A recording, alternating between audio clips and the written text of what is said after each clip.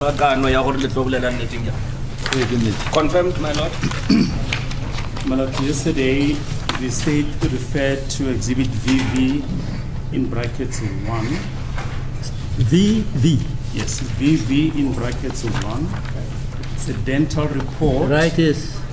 Compiled on the 22nd of June 2020. Just before our journey yesterday, Right. Adv Mngomezulu stood up and indicated that the reason why they handed up this dental report was only to refer to the date of the 22nd of June 2020 being the date of the examination.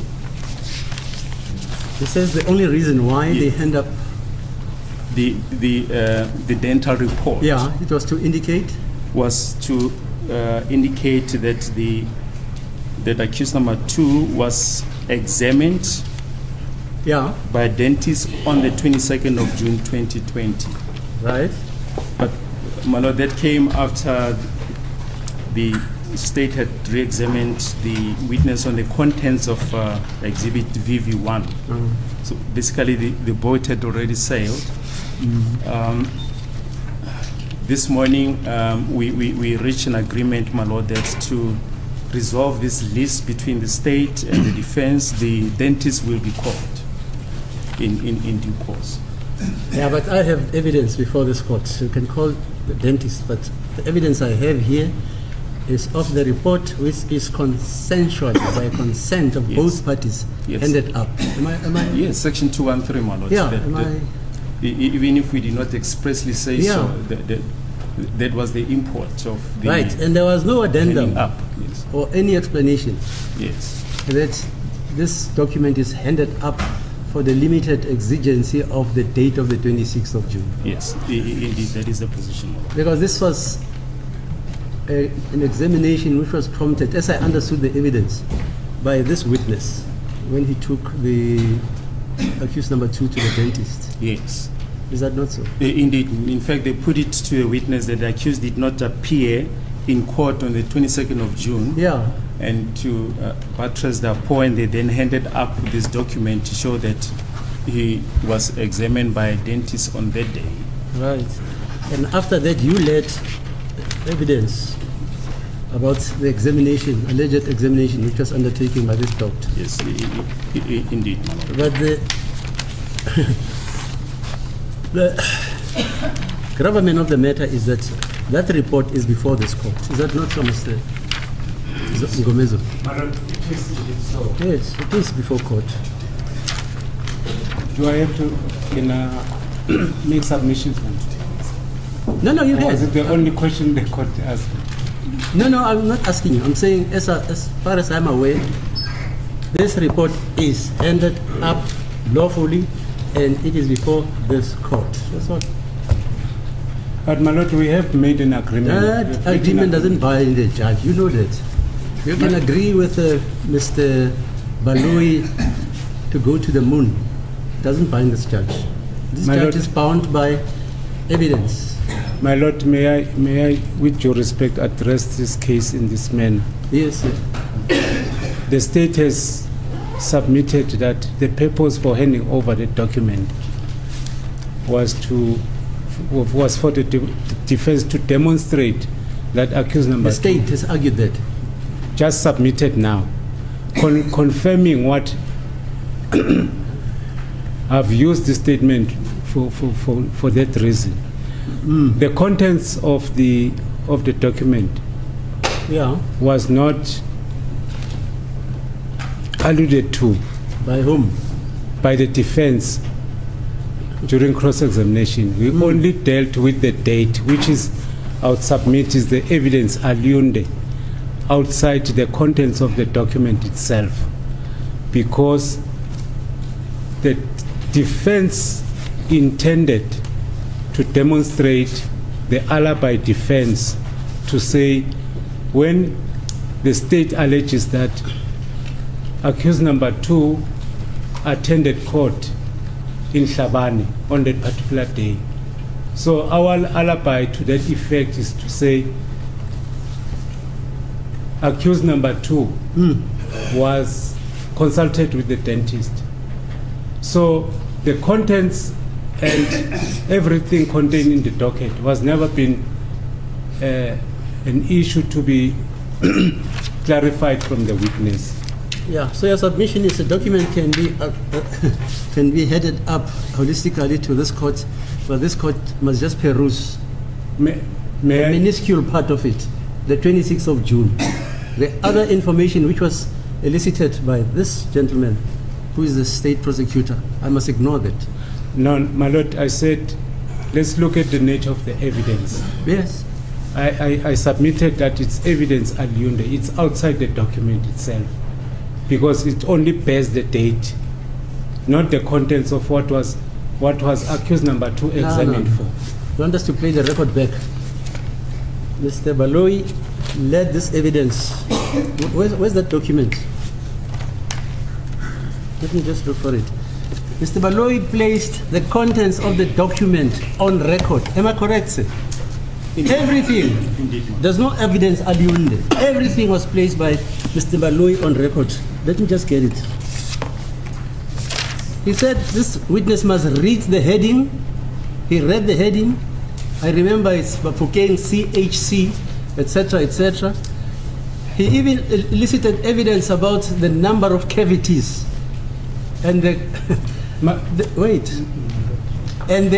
the dental structure of that your client. He elicited it. So when you say it's aliunde, it can't be correct, sir. Please. My lord, may I just indicate that Sorry, this witness... wait. Where's the, just give me a copy of that. Because the papers are being messed up.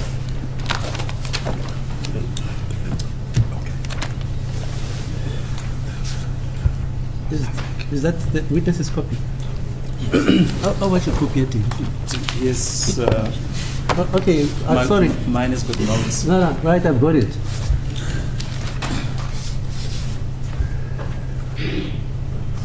For instance, the following evidence was put on record. Complainant, patient requests an examination for oral cavity, dental history, extraction of health questionnaire. Do you present or have you previously suffered from any of the following allergies? Rheumatic fever? No, he put it on record, not me. Venereal disease? No. HIV/AIDS? No. Lung disease? No. TB? No. Are you on medication? No. Smoking? Yes. And then it goes. Rheumatic fever? No. Psychosomatic disturbances? No. Pregnant? No. Viral infection? No. Epilepsy? No. Diabetes? No. Liver, kidney problems? No. Hypertension? No. Asthma? Yes. The patient reports to have been admitted for a heart condition. This is the doctor writing.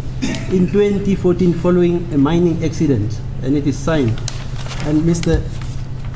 Baloyi also went on the other side and said to this witness, can you put the following information of the clinical examination on record? And he called it a general appraisal. TM joints, lymph nodes, intraoral exam, lips and buccal mucus, oropharynx and tonsils, palate, he even said palate, remember that, floor of mouth, tongue, gingival and periodicum, angle classification, teeth chart, interdental spaces. He even said it's 11, 12, 21, 22, 23, and then conlingual recession, 41, 42D. All this information was placed on record, sir. My lord, may I make a following submission? Yes. We never agreed with the state in relation to the contents of what is before this lordship. My lord, that is a copy in the first place. What I've canvassed to the state, I requested to see the original of that document because a copy cannot be handed to the court. Primarily, we want to establish the authenticity of the document. Secondly, if we did not agree on the contents, then the author of the document must be called to testify, to lay the basis upon which he or she made that finding. Number two, the witness concerned, based on the contents of that statement or of that report, cannot explain. He has no medical background. So the person that we as the state agreed to call is because, firstly, when I asked for the original document to compare with that. But you know what? All this comes now. You never said all of this yesterday when you were leading your client and when you were cross-examining this witness. You never said My lord, this thing came after when yeah, the so state don't make me like I'm a re-examined. judge who doesn't listen. Never canvassed any of this information. Never. You never did. And now you're canvassing it even without a leaf of this court. My lord, may I request that the court incline to our agreement with the state. But it doesn't bind me. That's what I told you. Can you show me any law which says an agreement between the state binds the court? No. I don't want to go insofar as that is concerned, my lord. But with from your assistance as the adjudicator in this matter, if the parties so agree to, as prescribed I in terms have of not said I am not allowing the parties to agree to call the doctor. I never said that. Never. You can call the doctor. No. I can't stop the state calling a witness. I don't have that might or capacity in terms of the Criminal Procedure Act. That's why I say you and him, if you agree on whatever, fine. But I am bound by what was led in evidence in this court. That's all I'm saying. And my lord, I wish your lordship to take cognizance of the fact that I wouldn't be in a position to cross-examine again the witness, because that aspect was raised at the time when the state was examining the witness. We request your indulgence, my lord, to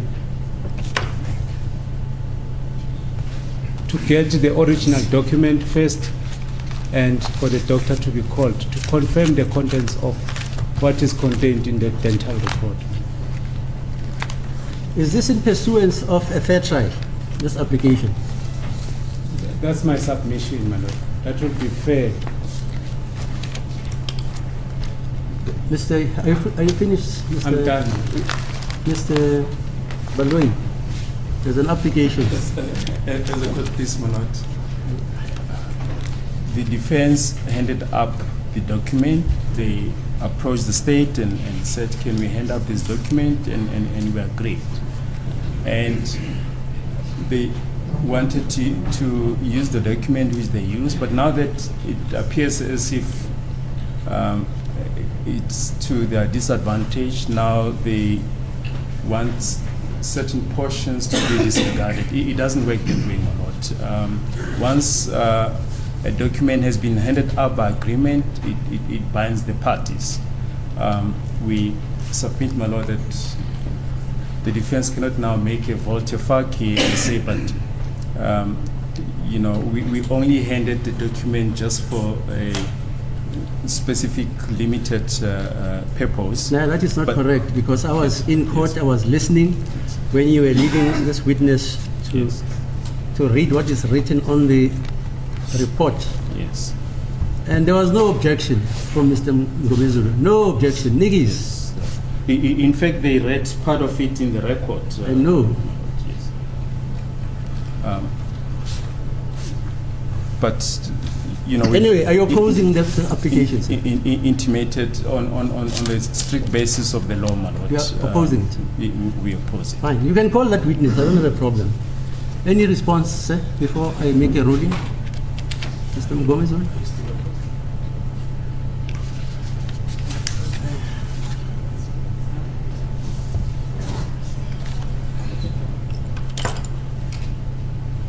Yes. My lord, I stand by my Okay. my submission. Fine. Yeah.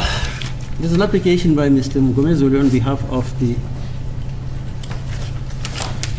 applicant, sorry, of Mr. Ntanzi, accused number 2, and this relates to the fact that after the evidence, which is encapsulated in Exhibit VV1, which was handed up to this court by 2 officers of this court who told this court that they had agreed to hand it up.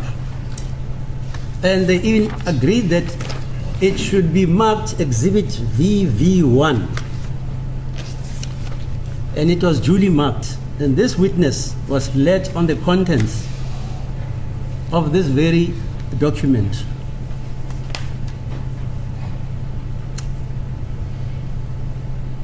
Cross-examination was conducted by Mr. Mngomezulu in relation to some aspects of this document. Now, this court is seized with this document.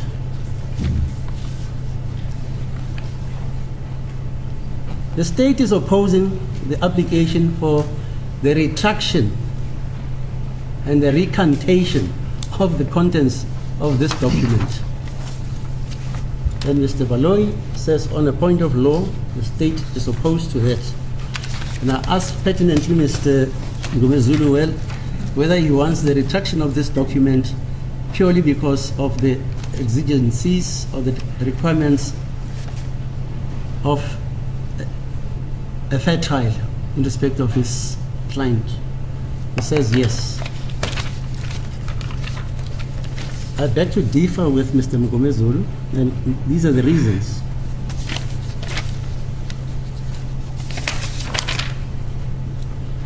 In the case of the National Director of Public Prosecutions and David Cunningham King, it's case number 86 of 2009. It was an appeal from the judgment of Mr. Busielo, a former clerk of mine, who was in the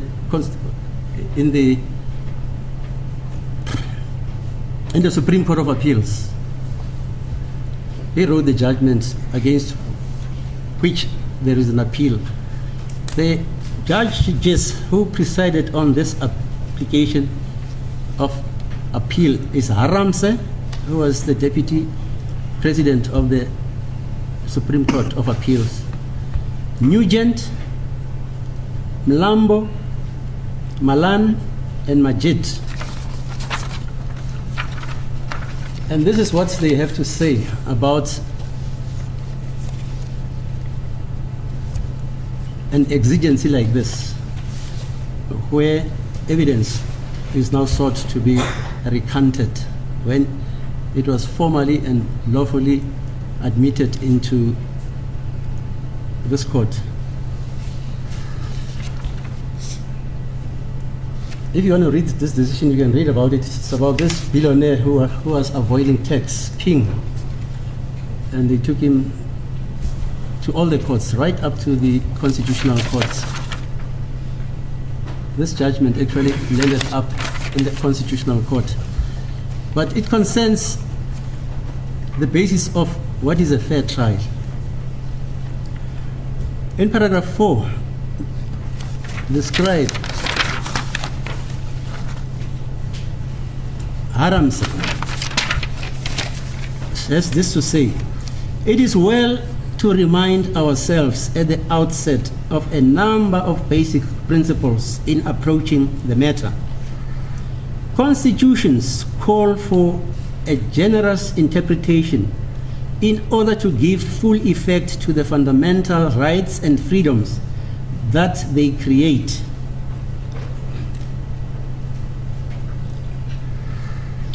The right to a fair trial is, by virtue of the introductory words of Section 35(3) of the Bill of Rights, broader than those rights specifically conferred by the fair trial guarantee therein, and embraces a concept of substantive fairness that is not to be equated with what might have passed muster in the past. This does not mean that all existing principles of law have to be jettisoned, nor does it mean that one can attach to the concept of a fair trial any meaning whatever one wishes it to mean. The question remains whether the right asserted is a right that is reasonably required to a fair trial. A generous approach is called for. This is the question for the trial judge, and there is, in general, not an a priori answer to the question whether a trial will be fair or not. Potential prejudice may be rectified during the course of the trial, and the court may make a preliminary ruling depending on how the case unfolds, and may revoke or amend it, like I did yesterday. Irregularities do not lead necessarily to a failure of justice. There is no such thing as perfect justice. A system where an accused person should be shown every scintilla of information that might be useful to his defense, and discovery in criminal cases must always be a compromise. Fairness is not a one-way street, conferring an unlimited right on an accused to demand the most favorable possible treatment, but also requires fairness to the public as represented by the state. This does not mean that the accused's right should be subordinated to the public's interest in the protection and suppression of crime. However, the purpose of a fair trial provision is not to make it impractical to conduct a prosecution. The fair trial right does not mean a predilection for technical niceties and ingenious legal stratagems like here, or to encourage preliminary and pervasive litigation. In this judgment, these 5 judges, senior judges, I must say, they quote the case of S versus Sheikh, 2002, SA 208 CC, at paragraph 43, and the case of State versus Basson, 2003, 3 SA 582 Constitutional Court at paragraph 120. And there is an addendum that an allegation that an interlocutory ruling was wrongly made, which may have a material impact on the outcome of a case like this one, is not sufficient to demonstrate that the trial was unfair. They also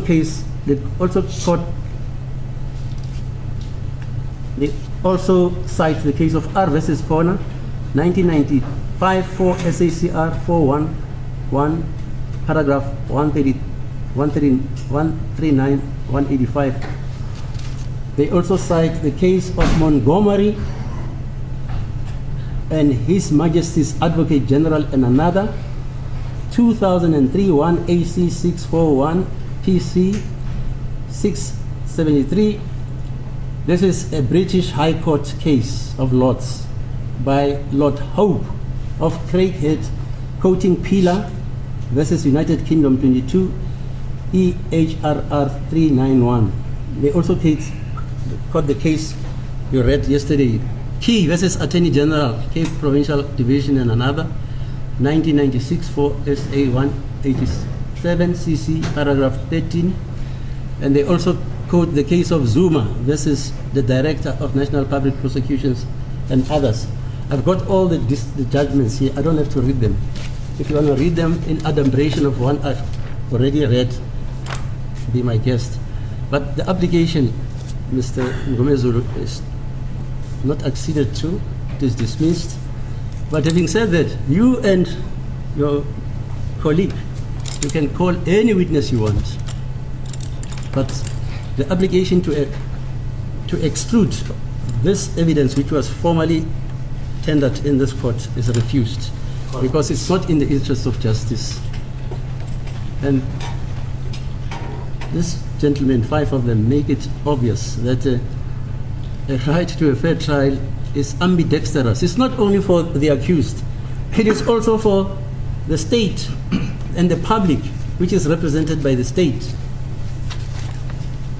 Because there's an assumption in South Africa that Section 35(5) applies only to accused persons. No.